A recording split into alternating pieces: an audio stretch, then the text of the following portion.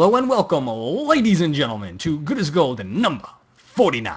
I am OrD, that's ORD. You can find me at all of these beautiful locations down below. Right now, we're about to enter game number 2 of the grand finals of Good as Gold number 49 on Monday, June 18th. Fantastic to have you here. Thank you for tuning in. I'm going to bring you into the game, trying to energize myself. Forgive me, please, if my volume is undulating too much. But I'm a little tired. And we noticed that the overlay may be on the wrong sides. I don't know if anybody checked out the Gigabyte LAN, but they didn't even have the name plates up, so yeah, I don't feel bad. Because they were a very well-funded tournament, and they definitely could have had that. And I actually tried to connect with some of the people over there and tell them, like, look, you know, there's a free download. You can have the actual player's name instead of the account name they're playing on. And that's a really important thing at that level. Obviously, here, people don't have 2 accounts because Zeke and myself, we don't allow that to occur. Enough about all that. Enough filler. In the upper left-hand corner, for the first time, we will get to see his Protoss. It is the random player in pink. Why can't I lose? And starting in this, shall we call it, northwest position, it is the Protoss, not the Terran, the Protoss. In the gold pieces, it is DBG's Clutch. That's a gateway that he laid down, and he did scout. He scouted after he laid down his pylon. Following. Let's check out his vision. Ooh, he cross-scouted first, and now it looks like he's going to come down here and scout. So it's going to be a really late scout for him. As far as why can I lose his scout, what's his vision created? Nope, yep, he just went around in a circle. And if you're out there, this is really ineffective. Don't do this. Pick either close by air or close by ground and do that. Scout that.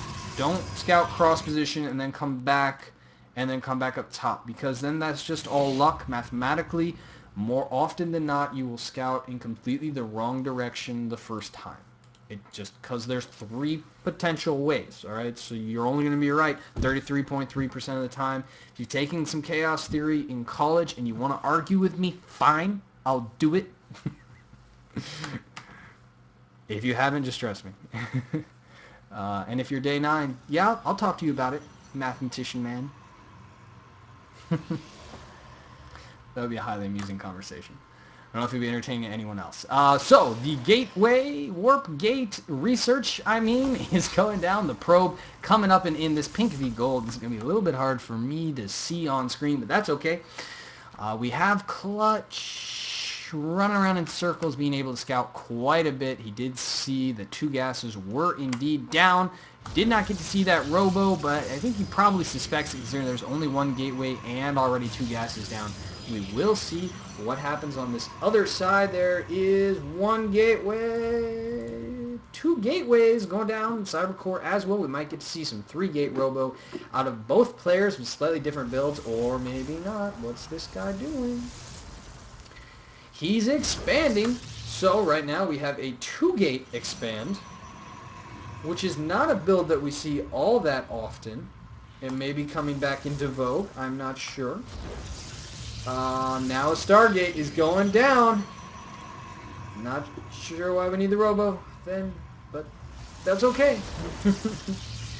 We'll find out what his plan is sooner rather than later. It's going to be 2 gateways. It may indeed be a zealot. The observer is going to come out and go across the map. And he did get gas really early on, so why can't I lose? I am fascinated to see what you're doing. It's clearly some 1-base something or other, and the fact is that Clutch has expanded, but he did so safely behind 2 gates. So as long as he produces enough stalkers and doesn't go too zealot heavy with his initial protective little bubble army, he should come out of this first exchange ahead. Why can't I lose is sending his scout in. Oh, the observer. The observer is going to pay for itself the moment it scouts that expansion. There it goes. Yep, paid for itself.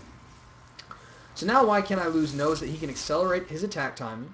He can come down and kill Clutch sooner rather than later because the longer he waits, the more powerful economy Clutch develops.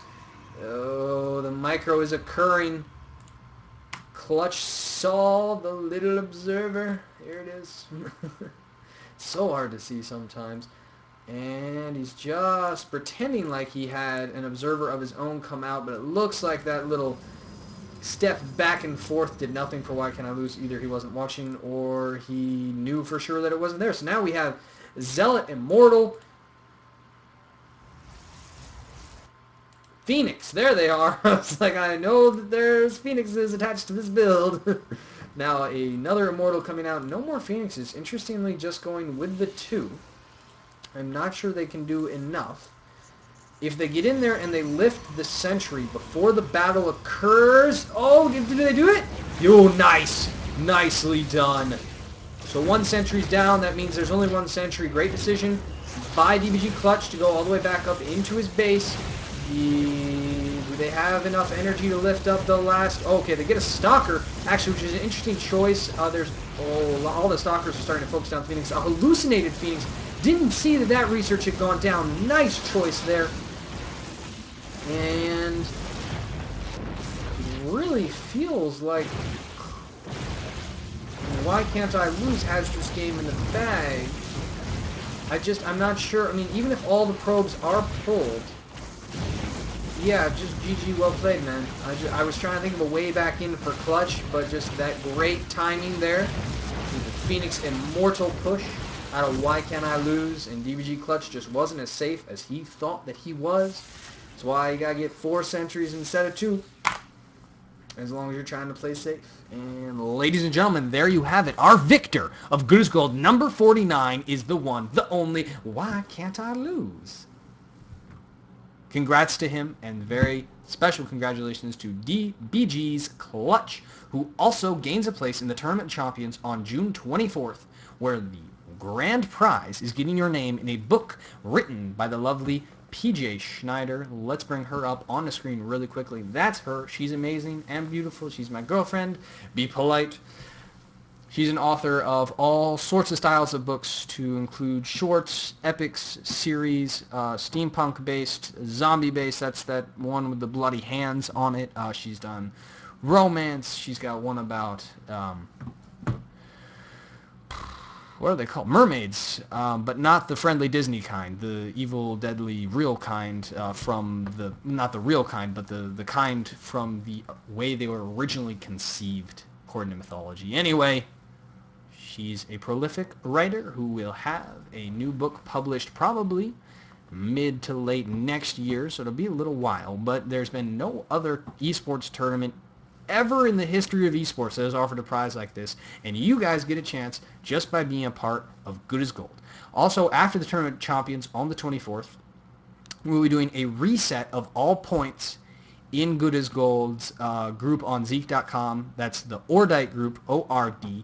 If you're a member, thank you all very much for joining and participating. If you're not, go over there, join that. Also, follow me on Twitch and Twitter, and I really, really keep you guys more updated on what's happening, more prizes. Again, we're going to have some special co-casters. This week, there's going to be a Good as Wood. There's going to be a European version of Good as Gold coming up. There's lots of cool stuff happening. We're going to get some Masters and Grandmaster level players to start offering mini lessons to players as prize pools. There's going to be swag given out in the future. We're going upward and onward. Come along with me.